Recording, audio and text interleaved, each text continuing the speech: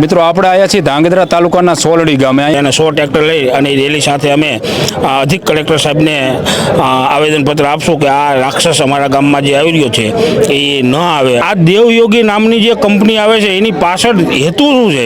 રોગચાળો ફેલાવવાનો છે, ફળદ્રુપ જમીનને નુકસાન કરવા માટેનું છે, પશુપાલનને નુકસાન કરવા માટેનું છે। આજુબાજુના ચુલી હોય, બૈસાબગઢ હોય, પીપરા હોય, ગોપાલગઢ હોય, આની બાજુ કંકાવટી હોય, આની બાજુ બાવડી હોય, જીવા હોય, ધાંગધ્રા હોય, આ બધાને અસર થાય। એટલે 2016માં આ બાયોમેડિકલ વેસ્ટના નિકાલ માટેનો કાયદો બન્યો છે। માનવ વસવાટ, જાહેર સ્થળો, પાણીના સ્ત્રોતો અને એની આસપાસ આ ન કરી શકાય। દેવયોગી હેલ્થ કેર, હેલ્થની પથારી ફેરવવા માટેનું આ આખું કારખાનું ઊભું થાય છે। ધાંગધ્રામાં જે પ્રાંત અધિકારી બેસે છે એ ચેમ્બર ત્યાંથી 8 જ કિલોમીટર થાય છે।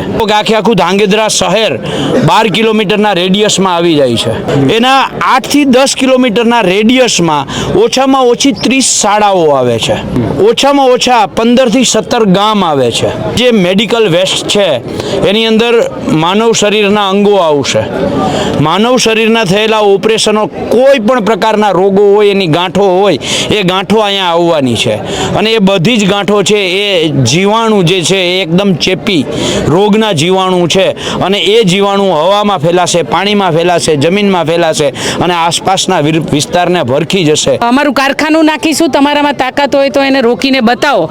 તાકાતથી લડવું પડશે તો લડીશું। ધાંગધ્રા કાલે જવાના છીએ, જો ધાંગધ્રા ન મેળ પડે તો અમારું ગાંધીનગર જવાની પણ તૈયારી છે।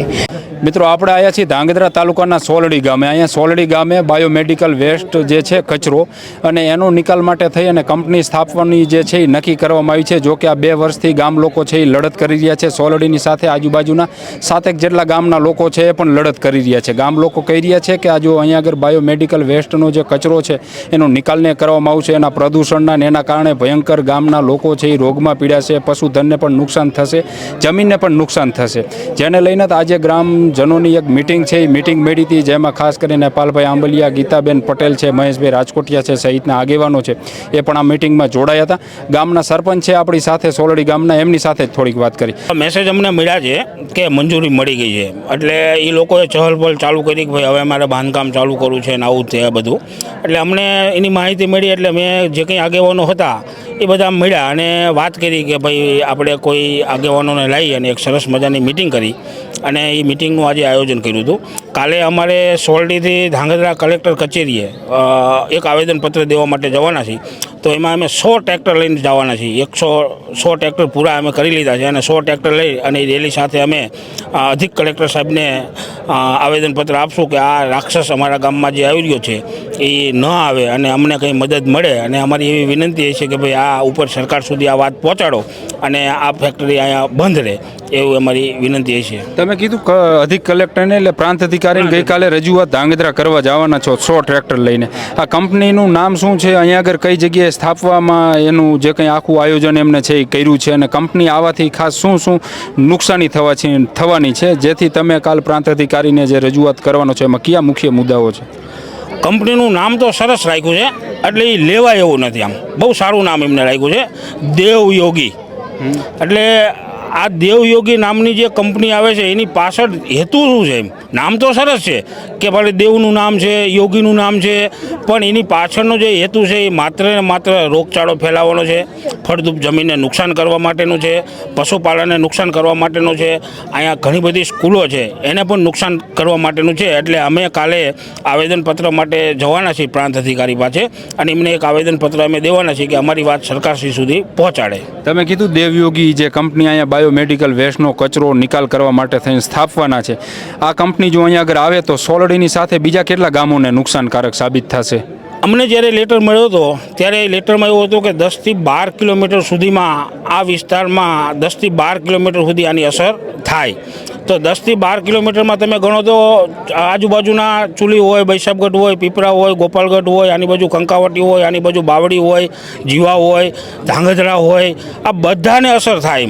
અમને સોલડીને અસર થાય તો વેલકમ છે, હાલો અમે ગણવી છીએ કે સોલડીને અસર થાય છે, પણ આજુબાજુના વિસ્તારોને અસર થાય છે। અને આજ ઘણા બધા ગામડેથી અમારે સાથે અમે જ્યારે આમંત્રણ આપ્યું તો ઘણા બધા લોકો આવ્યા પણ છે એમ આજુબાજુના ગામથી।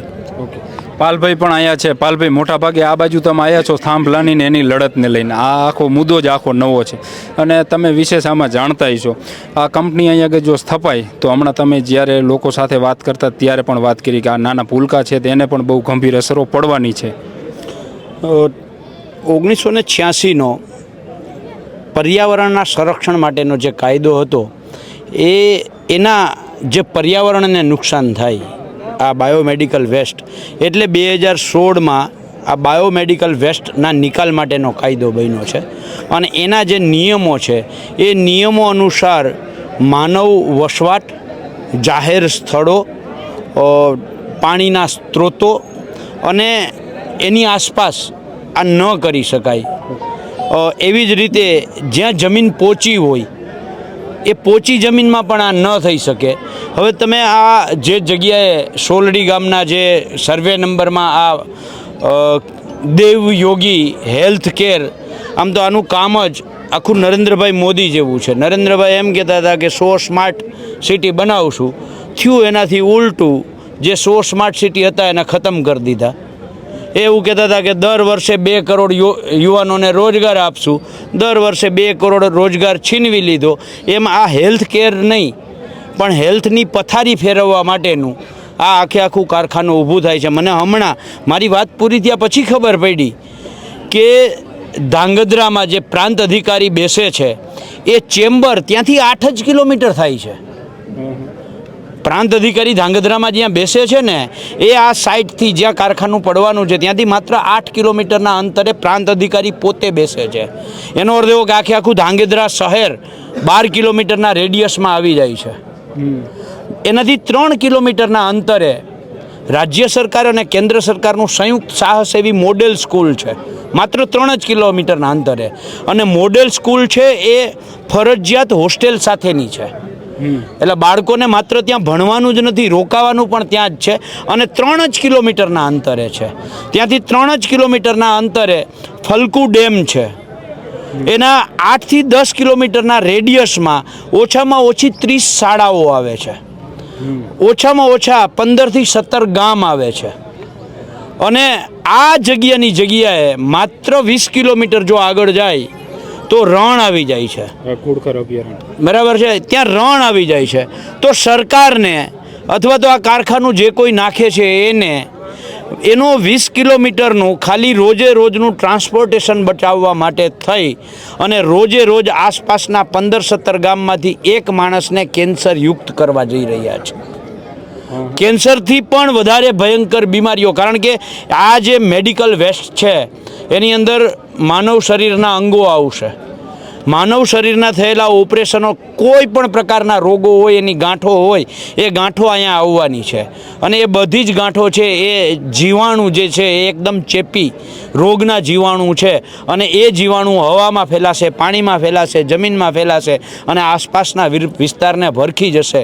ત્યારે આમાં જે કોઈ, મને તો સાંભળવા મળ્યું કે 2 ધારાસભ્યોના દીકરાઓ, કોઈ કહે છે કે કંસ પુત્ર છે ને કોઈ કહે છે રાઘવ પુત્ર છે, અહીંયા મારો રામ જાણે, બરાબર છે, કોના પુત્રો છે એ. પણ એમને વિનંતી છે કે તમારે ભગવાનની આવડી મોટી દયા છે, આવું એક કારખાનું ના નાખો તો શું વાંધો, આવું એક કારખાનું ના નાખો તો શું વાંધો ભાઈ. અથવા તો નાખવું જ હોય તો 20 કિલોમીટર છેટા વયા જાવ. માણસને શું કામ તમે જીવતા માણસને, આવડા નાના બાળકો, આ ભૂલકાને શું કામ તમે કેન્સર દેવા માગો છો કે એનાથી ચેપી રોગ દેવા માગો છો. આ ગામ અને આસપાસના ગામે મેં હમણાં એક વિડીયો જોયો, જ્યારે પબ્લિક હિયરિંગ થયું ત્યારે 10,000 લોકોએ ભેગા થઈ અને પબ્લિક હિયરિંગમાં વિરોધ કર્યો છે. તો પછી સરકારને આ 2 નેતાઓના દીકરાઓ ઉપર પ્રેમ શું કરવા છે કે અહીંયા કારખાનું નાખે છે? 10,000 લોકો સામૂહિક રીતે ભેગા થઈ અને આ કારખાનાનો વિરોધ કરે તો શું કામ એ સરકારને ત્યાં રસ છે? પણ એના કારણમાં આપણે જોઈએ તો એ જ 10,000 વિરોધ કરનારા લોકોએ પાછા એ જ સત્તાધીશોને તાલુકા પંચાયત, જિલ્લા પંચાયત, નગરપાલિકામાં ચૂંટીને મોકલા છે. એટલે લોકોએ પણ સમજવાની જરૂર છે, ગમે એ પક્ષના હોય, જ્યારે તમારી ઉપર મોત જડમતું હોય અને તમારી ઉપર આમ શું કહેવાય મોતની લટકતી તલવાર કોઈ સત્તાધીશો તમારી ઉપર મૂકતા હોય તો એને શું કામ ફરીથી ચૂંટવા જોઈએ? એમને એક વખત દેખાડી દેવું જોઈએ કે અમે જાગૃત છીએ. ગીતાબેન પટેલ પણ અહીંયા છે. ગીતાબેન, કારણ કે 2 વર્ષથી ગામ લોકો લડત લડી રહ્યા છે. કાલે પ્રાંત અધિકારીની રજૂઆત પણ કરવા જવાના છે. હવે શું આગામી કાર્યક્રમો? માની લીધું કાલે પ્રાંત અધિકારીની રજૂઆત કર્યા પછી જો કંઈ રિઝલ્ટ ન મળે તો? બિલકુલ, ગ્રામજનો છેલ્લા 2 વર્ષથી લડી રહ્યા છે અને ભાજપના એમના પહેલા ખોરાના દીકરાઓ જે પ્રમાણે ગામના આગેવાનોને એમના જ ભાજપના કાર્યકર્તાઓના આગેવાનોને ધમકી આપે છે કે તમારે 2 વર્ષથી લડો છો અને હજી પણ તમે લડશો તો તમારાથી કંઈ થવાનું નથી ને કંપની તો અહીંયા જ નખાશે. આવી વાતો પણ અહીંયા થઈ રહી છે. એટલે આજે ખૂબ મોટી સંખ્યામાં આજુબાજુના ગામના લોકો સામાન્ય બચારા એમને તો ખેતી કરે છે, પોતાનું ભરણ પોષણ માટે નાની નાની દુકાનો ચલાવે છે, નાના નાના ભૂલકાઓ આ બધા ભણે છે. એ લોકો પણ એટલા જાગૃત બનીને અહીંયા આ સભાની અંદર અમને પાલભાઈને બધાને સાંભળવા માટે પણ આવ્યા હતા અને એમનો બધાનો જ આગ્રહ હતો કે આ એક ટીમ ખૂબ લડાયક છે. અમે તો 2 વર્ષથી લડી છીએ પણ અમને પરિણામ નથી મળતું. એટલે અમે આ ગામની અંદર અમારા સરપંચશ્રી અમને આમંત્રણ આપ્યું ને અમે બધા જ અહીંયા આવ્યા છીએ અને આ ગામની અંદર તાકાતથી લડવાનું ગામના લોકોએ અમને કહ્યું છે કે અમે આવનારા દિવસોમાં એમને ભલે કીધું હોય કે અમે અહીંયા અમે અમારું કારખાનું નાખીશું, તમારામાં તાકાત હોય તો એને રોકીને બતાવો. પણ આજે આગેવાનોએ અને ગામના લોકોએ પણ નિર્ધાર કર્યો છે, નક્કી કર્યું છે કે તાકાતથી લડવું પડશે તો લડીશું. અને એમને આ મંચ પરથી તમે સાંભળ્યું હશે કે એમને એવું પણ કહ્યું કે અમે આજે ધાંગધ્રા કાલે જવાના છીએ, જો ધાંગધ્રા ન મેળ પડે તો અમારું ગાંધીનગર જવાની પણ તૈયારી છે. કે જે લોકોને અમને ચૂંટીને મોકલ્યા છે અમારા ફોન પણ નથી ઉપાડતા, એમની જવાબદારી બને છે કે જીવના જોખમે અમને મરવાના આધાર પર અમારા બાળકોને મૂકી દીધા છે. તો અમારે જ્યાં પણ લડવું પડશે એ તાકાતથી લડીશું. અને આ તાલુકાના ખેડૂત તો ખૂબ સ્માર્ટ છે, હોશિયાર છે. આપ જાણો છો કે અહીંયા બાગ બગીચાની ખેતીઓ પણ છે. એમને ખબર છે કે કયા ટાઈમે ક્યાં વાવણી થાય અને કયું બિયારણ ક્યારે વાપરવું અને કયો રોગ ક્યારે આવે છે તો કઈ દવા ક્યારે છાંટવી. એટલે ધાંગધ્રાના હળવદના તાલુકાના ખેડૂતો ખૂબ હોશિયાર છે અને ખૂબ જાગૃત છે અને એમને બધાએ નિર્ધાર કર્યો છે કે કાલે અમે ટ્રેક્ટર રેલી લઈને જઈશું ને આવનારા દિવસોમાં જો અમને સાંભળવામાં નહીં આવે તો અમારી ગાંધીનગર સુધી જવાની પણ તૈયારી છે. અને આ આક્રમક આંદોલન આવનારા દિવસોમાં બનશે અને એ બધાની તૈયારી છે. તમે સાથે બધાય? બિલકુલ, અમે બધા તો લડવા માટે જ બનેલા છીએ. અમે તો લડાયક છીએ અને અમે તો હર હંમેશા ગુજરાતનો કોઈ પણ પ્રશ્ન હશે તો દરેક ખૂણે તમે અમને જોશો. આ કારખાનું તો અહીંયા પડશે જ એવું કારખાનાવાળા કહે છે. આવો નવો અહેમ નરેન્દ્ર મોદીને 3 કાળા કાયદાઓ વખતે હતો. ખેડૂતોએ સાબિત કરી દીધું અહમ ઉતરો. આવો નવો વીજ લાઈનોમાં અહમ હતો, લઈડા સરકારે પાછી પાની તો કરવી પડી ને. હજી ભલે અમે માંગીએ છીએ એ નથી આપ્યું પણ જંત્રીવાળો શબ્દ તો નીકળો, માર્કેટવાળો શબ્દ તો આવ્યો. આ જ ખેડૂતો છે, આ વિસ્તારના જ ખેડૂતો છે.